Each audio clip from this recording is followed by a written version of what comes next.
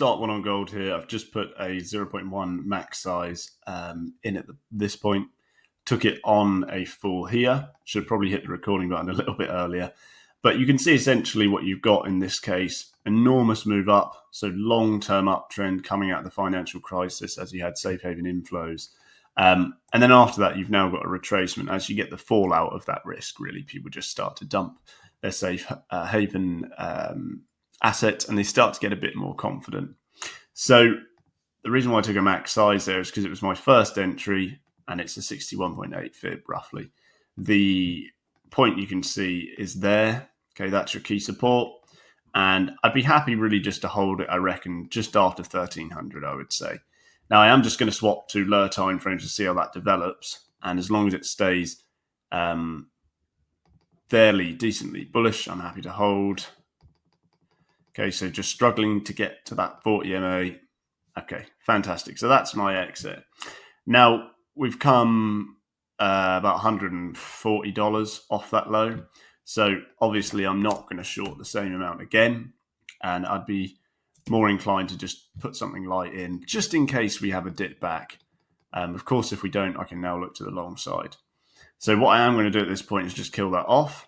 I'm going to swap long again because we're getting a bit of upside momentum.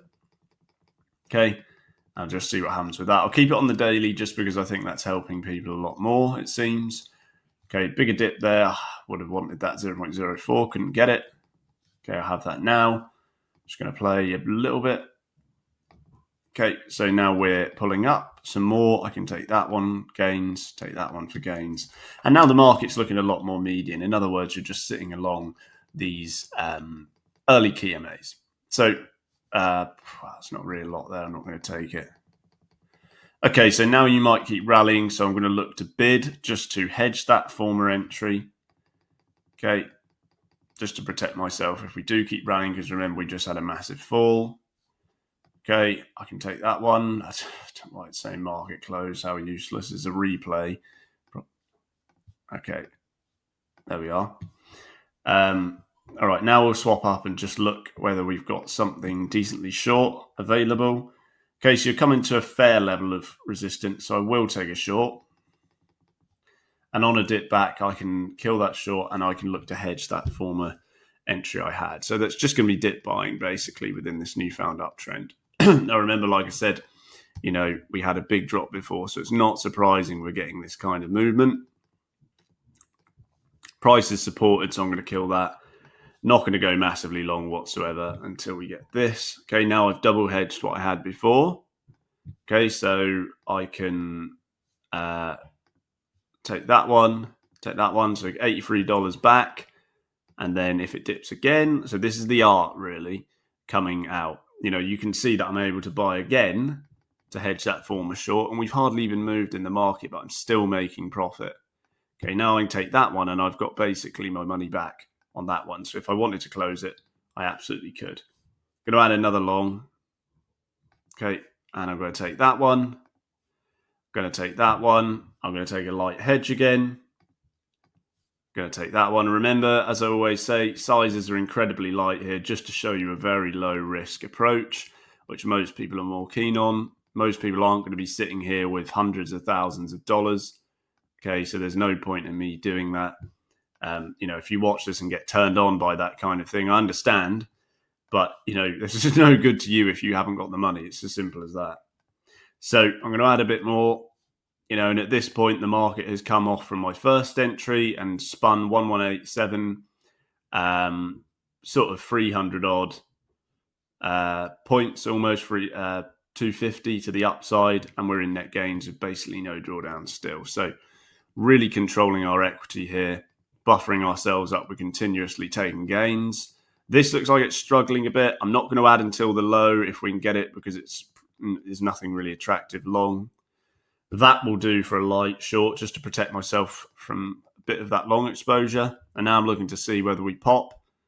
Okay, we pop now. I can kill that off.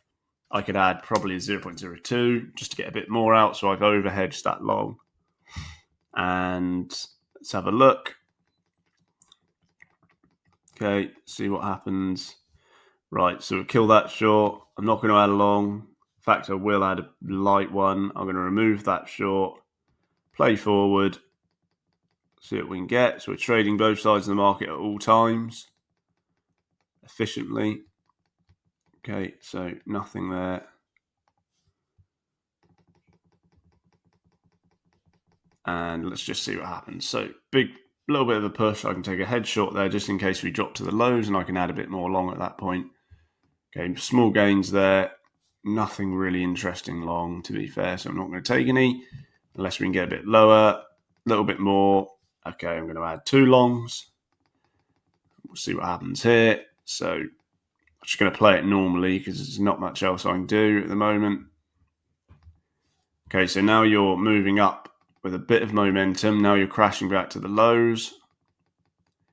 And this range is about 1255. It's about $20, $30. So that's why I'm not doing anything, because there's no real trade to be taken. So the gains we've taken already will buffer us a bit if we keep dropping. You're now getting a little bit of momentum, but not really following through. Okay, so now I'm just going to take these off. And again, I'm going to take a light short just to protect. I would expect to keep going. No, we didn't. But I'm happy just to take these very, very minor gains, no problem.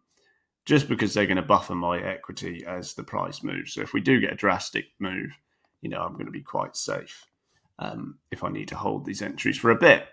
So really you can see these entries are going more and more out of the money as we push those lows, but it doesn't even matter because I'm taking gains both sides. In other words, I'm hedging those former entries as well as making profits on those DCA entries, so entries in the same direction.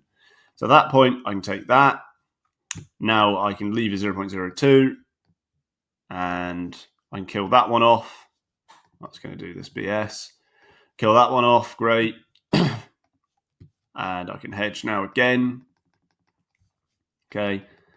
And I can kill that one off. And at this point, I can close that one and that one.